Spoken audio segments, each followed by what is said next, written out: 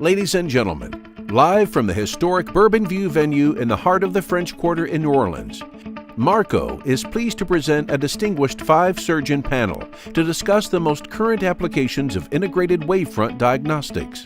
Your moderator for this evening's recorded event, Dr. Larry Patterson from Crossville, Tennessee. So Toby mentioned earlier, we love gadgets, we love toys, and we can't get enough of them. We've got to figure out how to pay for these things. And we're sitting here, well, this is just another thing. How do we get reimbursed for it? I don't know of an OPD code, and so how do you guys deal with that, Cynthia? Well, there is no OPD code. That's exactly right. And Marco is not gifting these to us, so we have to purchase it. Somehow we have to make the two kind of ends meet. So how do we do that? I really thought hard about this. So what I did is I came up with a one-page description of all the information that the OPD III provides me as a surgeon to help my patients have a better outcome. So I can best customize the implant to that patient.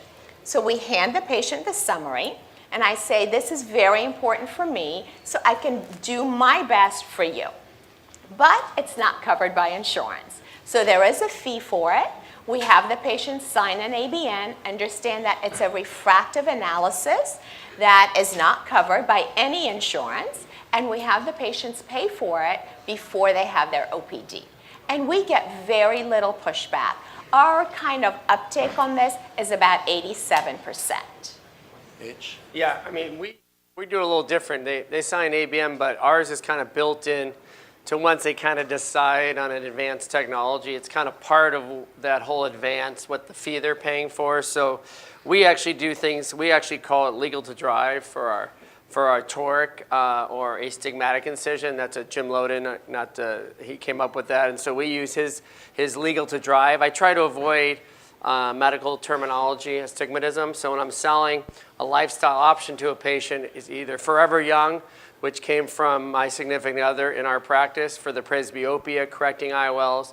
So patients like those terms. We're selling a lifestyle, but as part of that, they're getting femtosecond laser. They're getting advanced diagnostics. They're getting intraoperative aberrometry, and they're getting the advanced technology. So as part of the ABN, that's all built into that. And with at least 86% of our patients doing at least femtosecond conversion, we're pretty similar to you, and with the ABN, it's kind of built into the package instead of just isolated for the OPD III alone. When I first saw, I think it was an OPD II, I was like, I really want that, but how do I justify paying more for that than the standard autorefractor?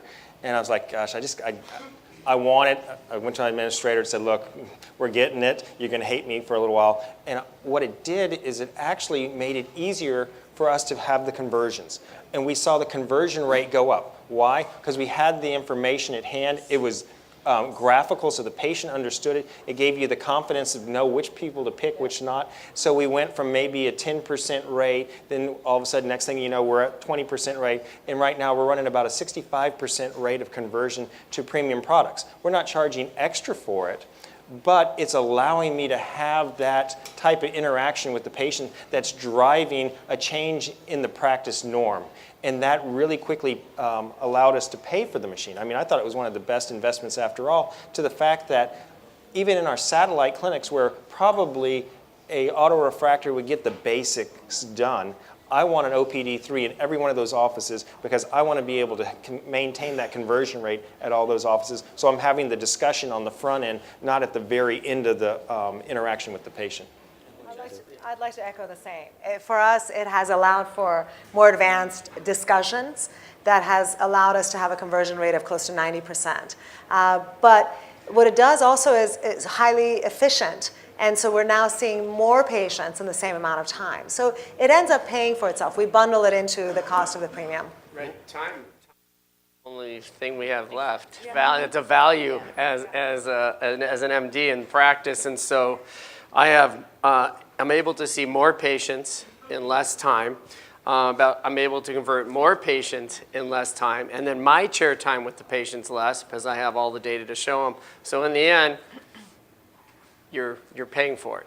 And what we do it a bit more like Cynthia does because we are in an area we're almost never going to go over 50% conversion. I have a very general ophthalmology practice. We have a lot of people who are coming in with Medicare and Medicaid, a lot of people just our form of Medicaid.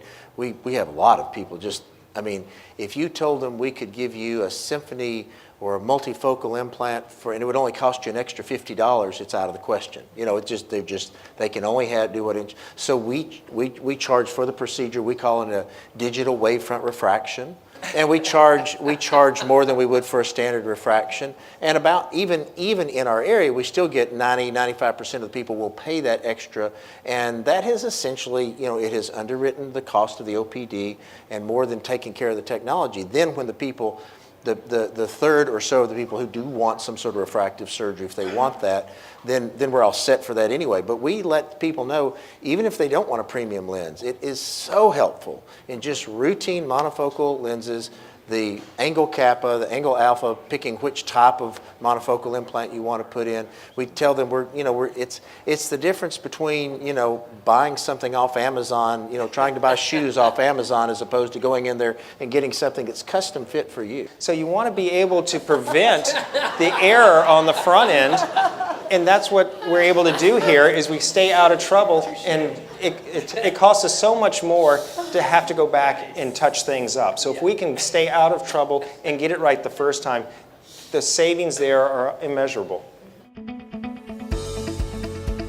2017 brings the 50th birthday to marcoPFIII. The last 50 years have been an all-American dream come true.